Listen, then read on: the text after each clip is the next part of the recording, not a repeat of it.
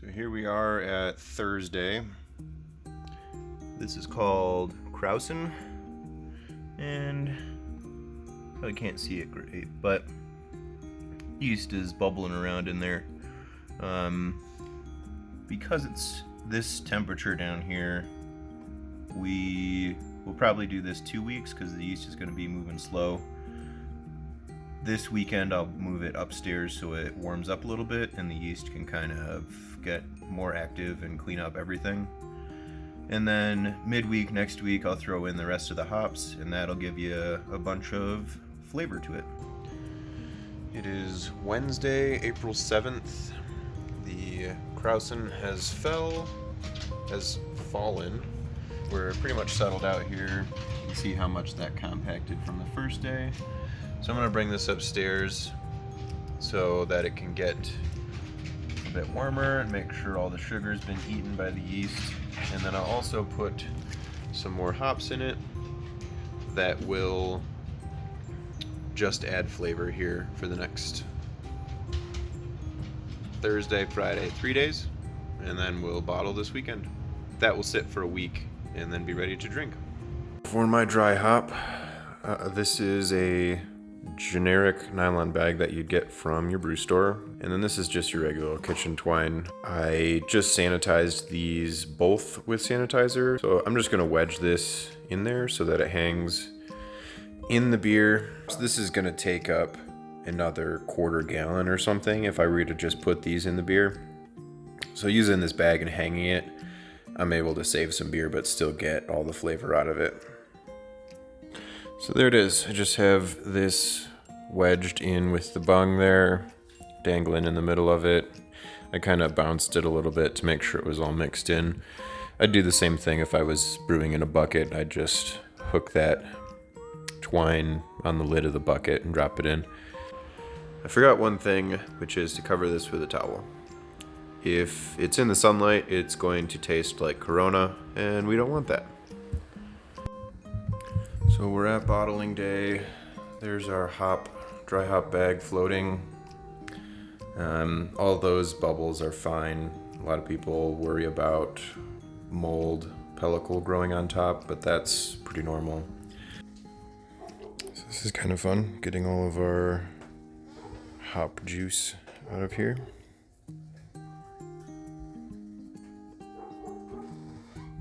And all over everything. That's what the towel's for, though, I guess.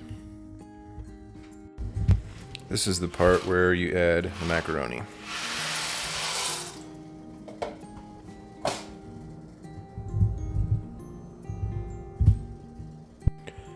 So here's our supplies. 1 doggo, stack of bottles. So this would be 60 bottles. I haven't usually needed more than that. First thing you'll want to do is test it to make sure it's done. This beer is at 1.012. I've got my cup for sugar, capper, caps, beer, bottling bucket with your spigot, and my sanitizer bucket.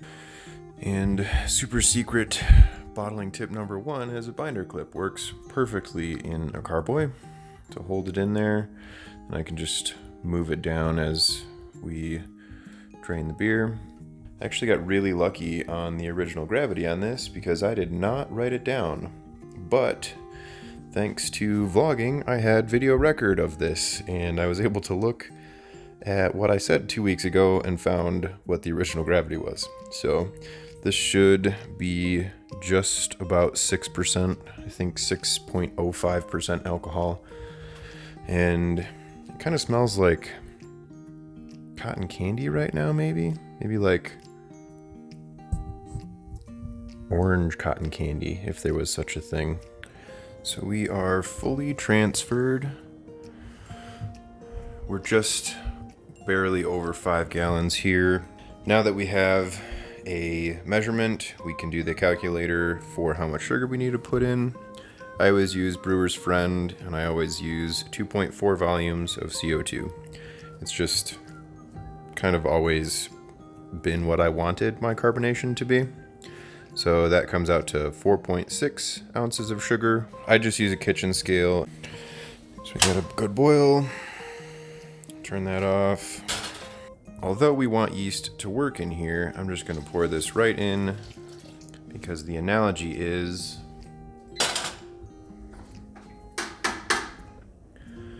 if you pour, a bucket of boiling water into a swimming pool, you're not going to get burned. So there were a few yeast that got killed right on the top there, but the rest of them are going to be fine. They'll be able to make sugar for our carbonation, or use the sugar for our carbonation. So here's my normal setup. I've got my soak button. I've got my soak bucket, my dry bucket, and then I pour those out one more time. Bottle caps, and my ready to go. So just gonna start filling these up.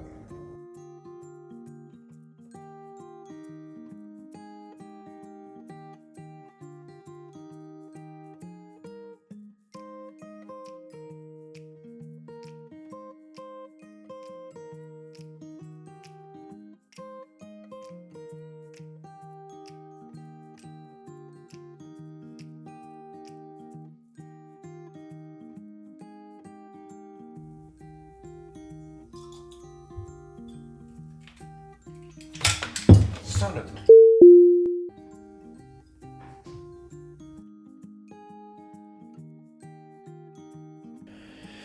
And there it is. 48 on the button, 2 cases, and my spilled beer here. So these will sit upstairs actually for a week because that'll get it closer to 65, 68 degrees, which is what the yeast is going to need to make the carbonation in there. And here we are, Friday night, less than a week in a bottle conditioning, and we have our head on there. So, just so you know, you don't have to wait 2 weeks for these. Second beer, just to prove that they carbonate.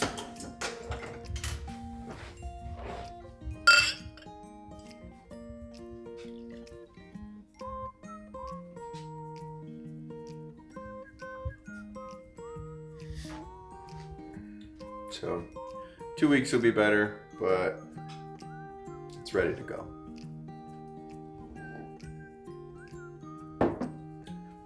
That's nice and bitter, just like Centennial IPA.